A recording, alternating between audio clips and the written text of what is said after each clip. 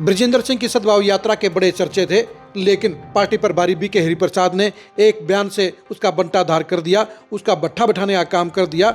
सद्भाव यात्रा के जरिए बृजेंद्र सिंह हरियाणा की सियासत के बड़े चेहरे बनना चाहते थे, वो इसे कांग्रेस की यात्रा बनाना चाहते थे, लेकिन बीके हरिप्रसाद ने साफ तौर पर ये कह दिया कि ये पार्टी की यात्रा नहीं है, बल्कि ये व्यक्तिगत यात्रा है, और इसे एक बयान ने ही पूरी यात्रा का टेम्पो बैठाने का काम कर दिया।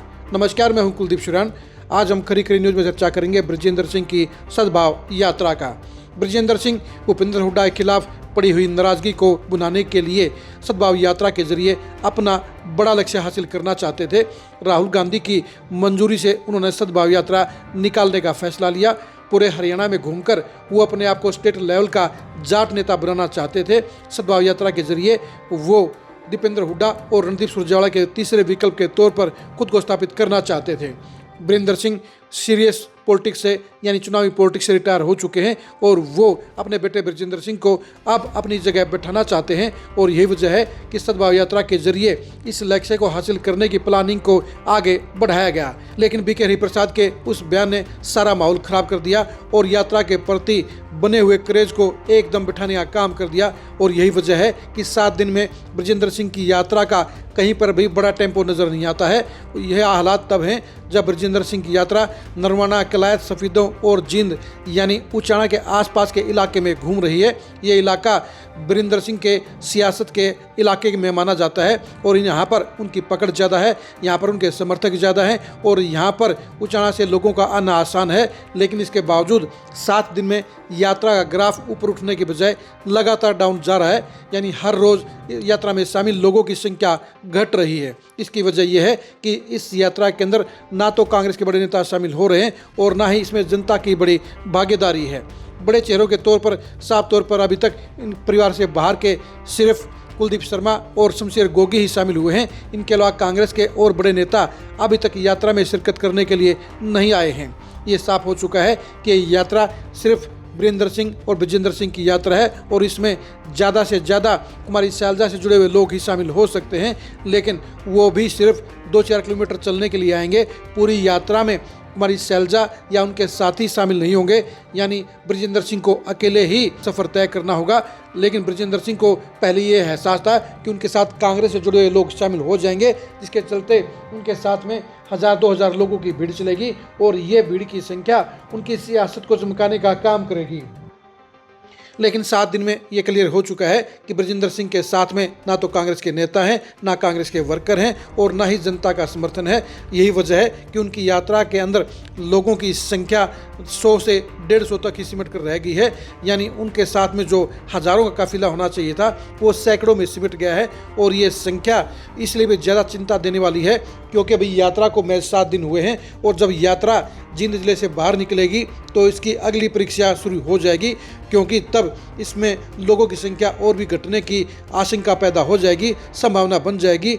लेकिन फिलहाल बृजेंद्र सिंह घटते बढ़ते लोगों को लेकर ज़्यादा चिंतित नहीं है। वो एक नए अनुभव के साथ फील्ड में उतरे हुए हैं। पहले उन्होंने अफसर के तौर पर अपनी ज़िंदगी जीने का काम किया, उसके बाद बीजेपी में ठाठ से संसदीय चलाने का काम किया। अब कांग्रेस में अपनी जगह बनाने के लिए बृजेंद्र सिंह को खाक छाननी पड़ेगी, और वो इस खाक के जरिए ही कांग्रेस में अपनी एक खास जगह बनाना चाहते हैं। राहुल गांधी के करीब जाना चाहते हैं, राहुल गांधी का आशीर्वाद हासिल करना चाहते हैं। लेकिन बीके हरिप्रसाद के एक बयान ने उनकी सारी मेहनत के ऊपर पानी फेरने का काम कर दिया। आप खुद ही सुनिए बीके हरिप्रसाद ने इस यात्रा के बारे में क्या कहा था। ये जो यात्रा है, ये अध्यक्ष पद लेने से पहले शुरू हुआ है। ये कांग्रेस का उसका इंडिविजुअल यात्रा है, कांग्रेस पार्टी का यात्रा नहीं है, मगर कोई कांग्रेसी उसमें शामिल होने के लिए कोई हमारा इतराज नहीं है। नहीं, मैंने इतराज नहीं पूछा। क्या बृजेंद्र सिंह की सद्भावना यात्रा व्यक्तिगत है या हरियाणा प्रदेश कांग्रेस कमेटी की तरफ से यात्रा है? बस इसलिए मैं जवाब दे दिया ना, ये जो है यात्रा उसका यात्रा है, कांग्रेस का यात्रा नहीं। उसका हमारा कोई इतराज नहीं है अगर कोई कांग्रेसी उसमें जाने से। व्यक्तिगत यात्रा ठीक राहुल गांधी ने स्वीकृति दी। वो ठीक है, हर एक आदमी राहुल गांधी के काम करता है, तो ऑफिशियली हमारे पास कोई कम्युनिकेशन नहीं है। जाहिर सी बात है बीके हरिप्रसाद ने छोटी सी चंद लाइनों की बात कही थी, लेकिन अगर बीके हरिप्रसाद ये कह देते कि ये कांग्रेस की यात्रा है और कांग्रेस के नेताओं को इसमें शामिल होना चाहिए, तो आज की तारीख में यात्रा की 10 गुना ज़्यादा सफलता होती, 10 गुना इसमें ज़्यादा लोग शामिल होते और बृजेंद्र सिंह का काफिला लंबा चढ़ा होता। लेकिन बीके हरिप्रसाद साफ तौर पर यह कह गए कि कांग्रेस की यात्रा नहीं है, ये बृजेंद्र सिंह की व्यक्तिगत यात्रा है और इसमें जो कांग्रेस नेता जाना चाहें वो जा सकते हैं, उसमें कोई ऑब्जेक्शन नहीं है। लेकिन जब अनऑफिशियल यात्रा है, जब व्यक्तिगत यात्रा है, तो ऐसे में कांग्रेस के दूसरे गुटों के नेता और वर्ग इस यात्रा में क्यों शामिल होंगे, और वो शामिल हुए भी नहीं। और यही वजह है कि सिर्फ बृजेंद्र सिंह से जुड़े लोग ही इस यात्रा में भागीदारी कर रहे हैं, बृजेंद्र सिंह के साथ कदम से कदम मिलाकर चल रहे हैं। लेकिन बृजेंद्र सिंह के लिए पहले दिन के अलावा काफ़ी चैलेंज भर रहे हैं, क्योंकि पहले दिन जहां 2-2.5 हज़ार लोगों की संख्या उनके साथ में चल रही थी, वहीं उसके बाद में हर दिन लोगों की संख्या कम होती गई है। और यही वजह है कि बृजेंद्र सिंह के लिए ये चिंता का माहौल पैदा कर गई है।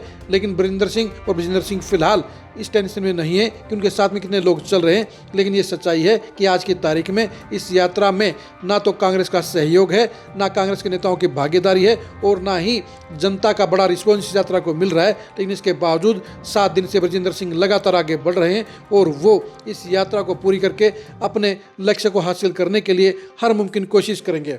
आप बृजेंद्र सिंह की इस सद्भाव यात्रा को लेकर क्या सोचते हैं, कमेंट करके जरूर बताइए। क्या बृजेंद्र सिंह की यह यात्रा हरियाणा की कांग्रेस की सियासत में बड़ा असर डाल पाएगी, इसके बारे में कमेंट करके जरूर बताइए। बृजेंद्र सिंह के सियासी भविष्य के बारे में आप क्या सोचते हैं, कमेंट करके जरूर बताइए। आप बृजेंद्र सिंह से जुड़ी खबरों को जानने के लिए और सद्भाव यात्रा की एक्सक्लूसिव जानकारी हासिल करने के लिए लगातार खरी न्यूज़ के साथ बने रहिए। आप हमारे फेसबुक पेज को फॉलो कीजिए, आप हमारे यूट्यूब चैनल को सब्सक्राइब कीजिए। नमस्कार।